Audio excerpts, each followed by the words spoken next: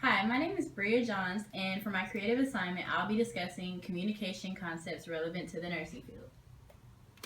I chose the topics of body language and personal space and overcoming challenges to intercultural communication.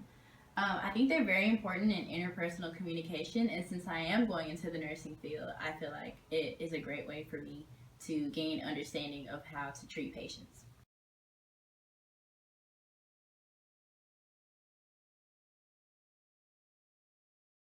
The first concept I will be discussing is body language and personal space. Body language is defined as the nonverbal communication through the use of postures, gestures, and facial expressions. Eye contact, for example, is very important. It's important for a nurse to maintain eye contact with the patient in order to show that the nurse cares about what the patient is saying and the nurse is actually interested in what's going on with the patient. The second, a second example is arms crossed or uncrossed. When a person usually crosses their arms, it shows that they're stern and they're closed. When a person's arms are uncrossed, it shows that they're open and they're available. Another example is by facial expressions or the way that a person looks.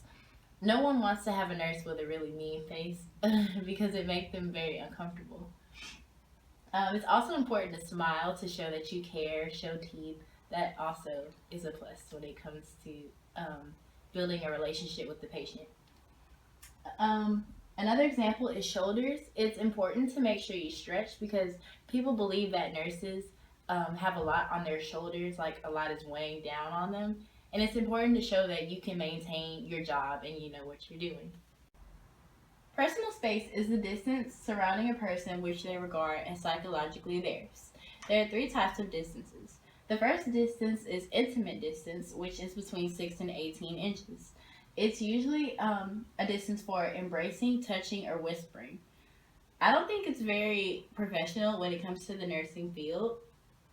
The second is personal distance, which is usually interaction between good friends and family members, which is between 1.5 feet and 4 feet.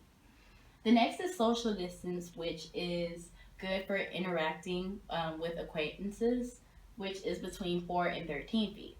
I think social distance would be the best in the nursing field. When you get too close to a person, they might become uncomfortable, and some people like the distance or the short distance between the two. It's also important to know where to stand when speaking to a patient. You don't want to be at the door while the patient is sitting in the bed. You want to be close to the patient so um, you'll be able to share things with the patient. If these aren't followed, these rules and I guess regulations, if you don't keep these in mind, it is likely that the patient will become uncomfortable, and that's something that you don't want as a nurse.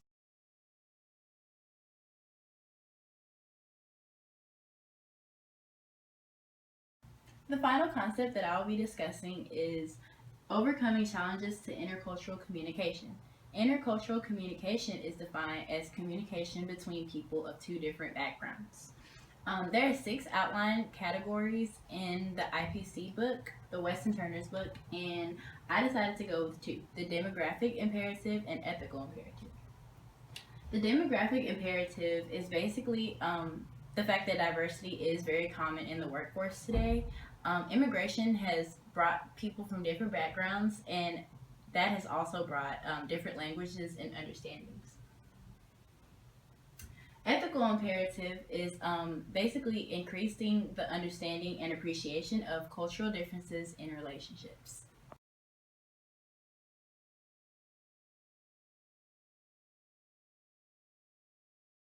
I think it is important for us to keep in mind that America is a melting pot and there's diversity everywhere we go.